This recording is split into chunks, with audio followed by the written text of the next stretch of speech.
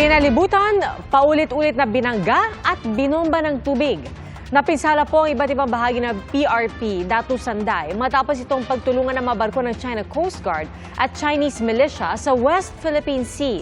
Pero tuloy pa rin ang paglalayag ng barko ng Pilipinas. Ang China naman, isinisi sa Pilipinas ang banggaan. Saksi si Ian Cruz. 1:46 p.m. August 25, 7 nautical miles mula sa Escoda o Sabina Shoal, naglalayag ang sinasakyan naming BRP Datu Sanday nang bombahin ito ng tubig ng China Coast Guard Vessel 4202. Hindi matamaan ng water cannon nung una ang BRP Datu Sanday. Maya-maya, papalapit na ang China Coast Guard Vessel 21551. Divert!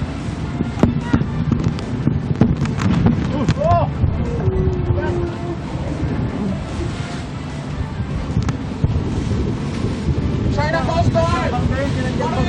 Stop there! You are within the Philippine Exclusive Economic Zone! Mga kapuso, yan po.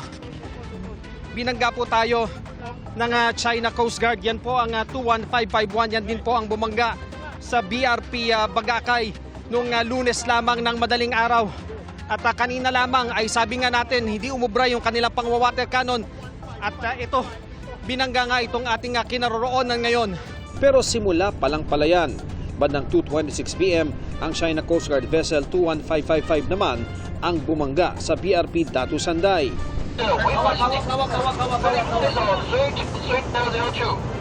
China Coast Guard 21555 vessels. The violating the China's sovereignty and security and seriously violating the international law. I am forced to take defense measures, and you will be responsible for all the consequences. The violating the China's sovereignty and security and seriously violating the international law. I am forced to take defense measures. What are you doing? Lumayo ng ilang saglit ang 21555 pero ilang sandali pa, ibinangga nito ang husong may angkla sa kaliwang gitnang bahagi ng BRP Datu Sanday. Grabe po ang nangyayari. Dumikit naman at kumiski sa kanang bahagi ng barko ang isang Chinese militia vessel.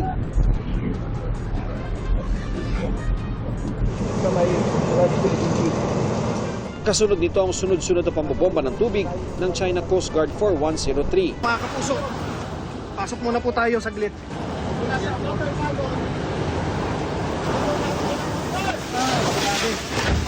Uy! Hindi maano to. Pasok ka. Sumabit. Ay, grabe niya. So, pasok ka. Grabe po ang nangyayari. Tumagal ng ilang minuto ang mala bagyong puwersa ng tubig. Akala namin tapos na ang pang-water cannon pero hindi pa pala.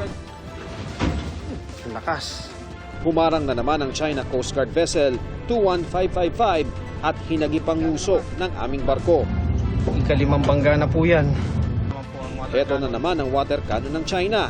Tila pinupukpok ang bubong ng Sanday. Sana po hindi masira yung mga navigational equipment namin. Kita niyo po, parang bagyo. Hinahabol po kami ng water cannon.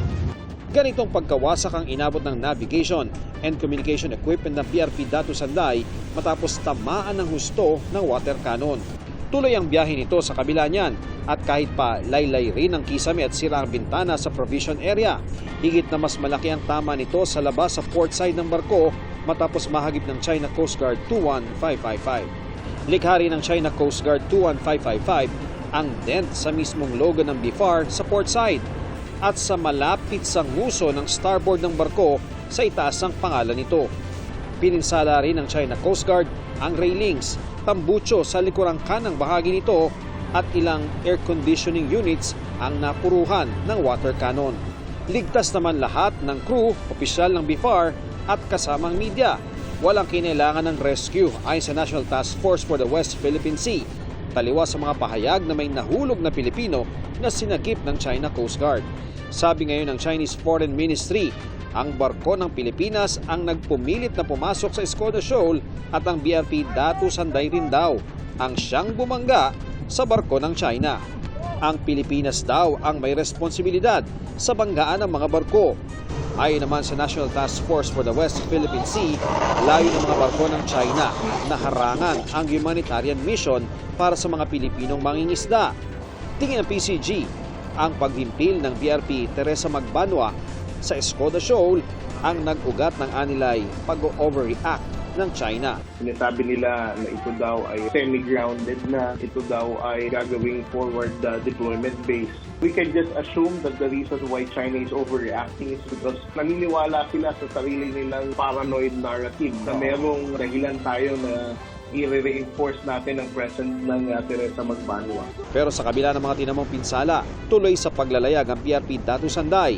Bago ito pagtulungan ng mga barko ng China, nakapamahagi ito ng ayudang krudo sa mga mangingisda sa West Philippine Sea. Parang tayo pa ang inaano nila na nakapasok sa location na yun. Eh, ate naman to. Kung sa sitwasyon yun, parang tayo pa ang nagnanakaw sa pangyayaring yun. Siyempre, may pangamba po kayo sa sarili nyo na baka kung anong gawin nila. Hindi gaya dati na kahit anong gawin mo, pwede. Nakakatakot din ho naman doon pumunta. Kaya sayang din, pag pumunta ka doon, tataboyin ka lang din. Wala rin, walang mangyari. Nakakatakot na rin kay isang ano lang, kahoy yung kami sasakyan, di ba? Kung maaari lang po, aksyonan po naman ng gobyerno. Dahil kami po ang nahihirapan. Eh, buhay na nga po sa malalaking alo ng aming sinasabana. Tapos, pagdating pa dito sa mga China, buhay pa rin po. Tila nasugatan man matapos ang pagbangga at pang-water cannon ng China Coast Guard, babalik pa rin dito sa West Philippine Sea itong PRP Datu Sanday ng Bureau of Fisheries and Aquatic Resources para ipagpatuloy ang kanilang mandato na tulungan at pangalagaan ang kapakanan ng mga mangingisdang Pilipino. Para sa GMA Integrated News, Ian Cruz ang inyong saksi. Mga kapuso, sama-sama tayong maging saksi. Mag-subscribe sa GMA Integrated News sa YouTube at para sa mga kapuso abroad, samahan niyo kami sa GMA Pinoy TV at sa www.gmanews.tv.